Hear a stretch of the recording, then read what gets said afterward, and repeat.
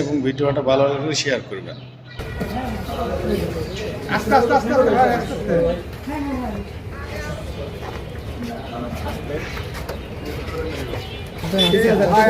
পিছাও পিছাও সবাই।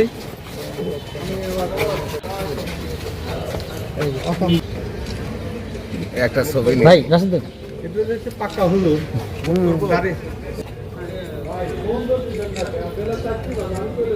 হচ্ছে নায়ক একটু নিতে দাও আগে কিন্তু পাইনি আমরা ভাইয়া একটু তাকাও তো। পিছে যান আস্তে হাতে পিছনে তিন সরে যান সবাই।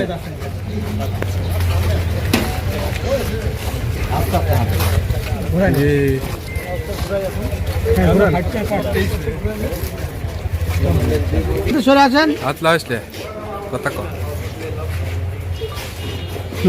নিজান 28শে ফেব্রুয়ারি আপনার দাসুরিয়া ভবানীপুরের যে দাদি এবং নাতি সংক্রান্তে একটা জঘন্য অপরাধ সংঘটিত হয়েছে এবং উভয়ে দুইজন ভিকটিম মারা গিয়েছে। সে সংক্রান্তে আমরা গতকাল আপনাদেরকে বলেছিলাম যে আমরা পরবর্তীতে আপনাদেরকে আবার আপডেট দেবো আর কি।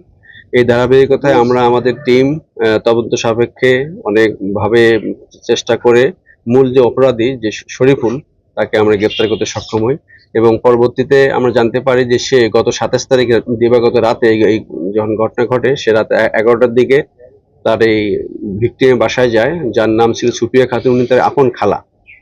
সেখানে গিয়ে তার সঙ্গে কথা বলে এক পর্যায়ে যখন সে নাতনির সঙ্গে দেখা করতে যাবে এরকম সময় তার খালা বাধা দিলে পরবর্তীতে সে তার সঙ্গে একটা কঞ্চি ছিল হাতুড়ি বাটাম যেটা বলে ওটা দিয়ে সে তাকে মারে এবং সে তৎক্ষণাৎ সে ওখানে মারা যায় বা অজ্ঞান হয়ে যায়। এই পার্শ্ববর্তী সে যখন ভিকটিমকে সেতু যে জামিলা আক্তার সেতু রুমে যায়, রুমে গিয়ে তাকে দেখে যখন চিনতে পারে তখন তাকে সে আবার ওই হাতুড়ি দিয়ে পিটায়, মাথায় আঘাত করার সঙ্গে সে সেন্স হয়ে যায়। এর পরবর্তীতে তাকে নিয়ে ঘর থেকে বের হয়ে ঘরের পিছনে একটা পুকুরের পাশ দিয়ে তাকে নিয়ে যায়। ওখানে যখন সে আবার চিল্লানো শুরু করে তখন আবার সে তার হাত থেকে হাতুড়ি দিয়ে তাকে আবার মাথায় আঘাত করে। এরকম করে পুকুরের কর্নারে চলে যায়, পুকুরের নিচে চলে যায় এবং এই সমস্ত কিছু যা আমাদের একুইস্ট শরীফুল তার বক্তব্য অনুসারে তার দেখানোর মতে আজকে ঘটনাস্থলে গিয়ে আমাদের টিম এডিশনাল এসপি অপরাধ, পাশাপাশি এই মামলা তদন্তকারী কর্মকর্তা সাব ইন্সপেক্টর বেনু ডিবির টিম সহ সকালে গিয়ে আসামিদের স্বীকারোক্তি অনুসারে ওখানে যে ঘটনাস্থল যেখানে পুকুর ছিল সেই পুকুর থেকে আপনারা দেখছেন যে এই দুইটা জিনিস উদ্ধার করে। পাশাপাশি এবং তার বক্তব্য অনুসারে সে যখন পুকুর থেকে তাকে নিয়ে যায় তখন টেনে উঠে তখন তার প্যান্ট ভিকটিম যে সেতু পায়জামা খুলে যায়। এর পরবর্তী তাকে আবার সামনে কিছু দূর নিয়ে গিয়ে যখন আপনারা অবশ্যই ঘটনাস্থলে ভিজিট করে ওখানে একটা নতুন বাসা হচ্ছে, ঘর করতেছে, তার পাশে একটা ফাঁকা জায়গা যেখানে সর্ষা ক্ষেত ছিল সেখানে নিয়ে গিয়ে তারপরও তাকে ওখানে সে একটু সেন্স আসে এবং চিল্লায়, তখন আবারও তাকে মাথা আঘাত করে। এই আঘাতের প্রেক্ষিতে সে মারা যায় এবং মেয়েটাকে সে ধর্ষণ করে ওখানে আর কি।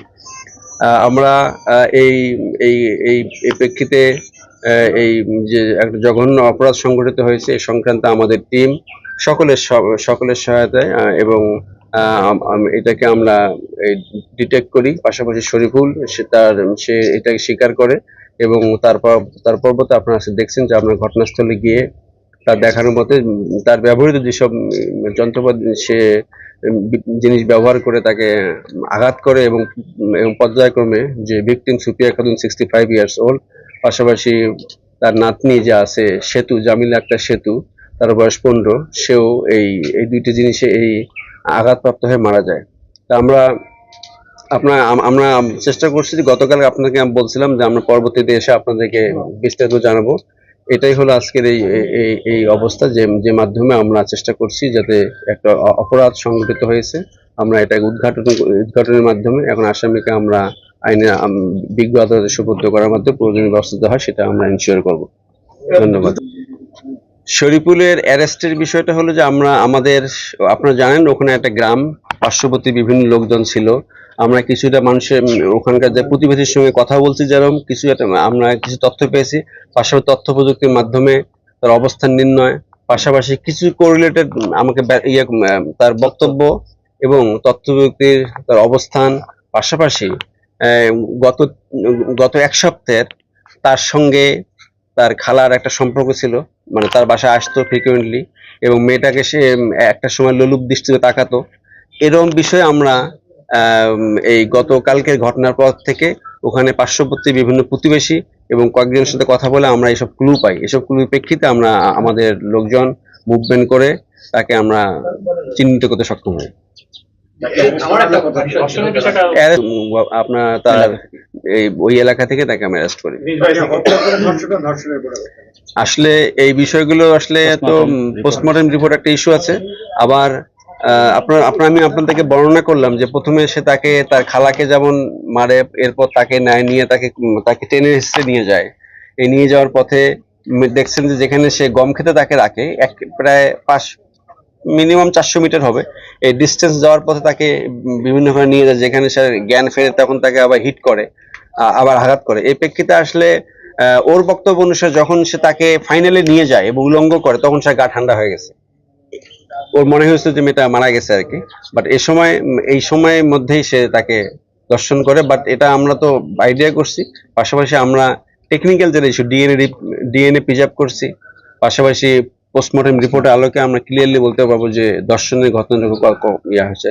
বাট এমনিতেই হলো যে তার বক্তব্য এবং আমাদের যেসব পারিপার্শ্বিক ঘটনা এবং পাশাপাশি যেসব জিনিস আমরা রিকভার করছি, এর মাধ্যমে সে এটা সংগঠিত করেছে এবং আমাদের তদন্ত এটা প্রমাণিত এখন পর্যন্ত। পুলিশের আরেকটা বিষয় আমি একটু জানতে চাচ্ছিলাম, আমরা একটা অপরাধ সংগঠিত হয়েছে, এটার ডেসক্রিপশন নিয়ে আমরা কথা বলছি।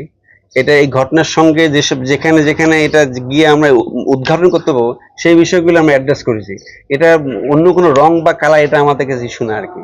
আমরা ঘটনাকে অ্যাড্রেস করেছি এবং ঘটনাকে আমরা উদ্ঘাটন করার চেষ্টা করছি। আমাদেরকে ভিকটিমের পরিবারকে অনেকেই কষ্ট করে। আপনার মনে হয় খেয়াল করছেন যে আমি বলছিলাম যে আমাদের যে তাকে যে আমরা সিলেক্ট করি কিভাবে, গত 7 দিনের বিভিন্ন কর্মকাণ্ড আমরা এটার মধ্যে ওইটাও ছিল জি। আমাদের আসলে এটা কিভাবে আমরা পেলাম, যেমন তথ্যভুক্ত বিষয় আছে, ম্যানুয়ালি বিষয়টা হলো যে তার 7 দিনের সে মেয়েটার দিকে তাকাতো, আচরণ, অথচ দেখেন তার সম্পর্ক কিন্তু চাচাভাতিজের সম্পর্ক, ভিকটিমের সঙ্গে তো চাচাভাতিজের সম্পর্ক। তাই এটার মাধ্যমে একটা বিষয় হলো যে মূল্যবোধের আসলে কতটুকু কি হয়েছে আর কি। তা আমরা আশা করি যে এর মাধ্যমে আমরা চেষ্টা করছি যাতে একটা ঘটনা ঘটে গেছে, এটাকে আমরা আমাদের পেশাদারিত্বের মাধ্যমে চেষ্টা করছি এটা উদ্ঘাটন করতে। পাশাপাশি এখন বিজ্ঞ আদালত পরবর্তীতে আমরা সোপর্দ করবো, তার মাধ্যমে হয়তো ইনশাল্লাহ ন্যায় বিচার নিশ্চিত হবে। আমরা তো এখন কেবল নিয়ে আসলাম, আশা করি যদি আজকে আমরা এখন দেখবো আইনের মধ্যে কতটুকু পড়ে।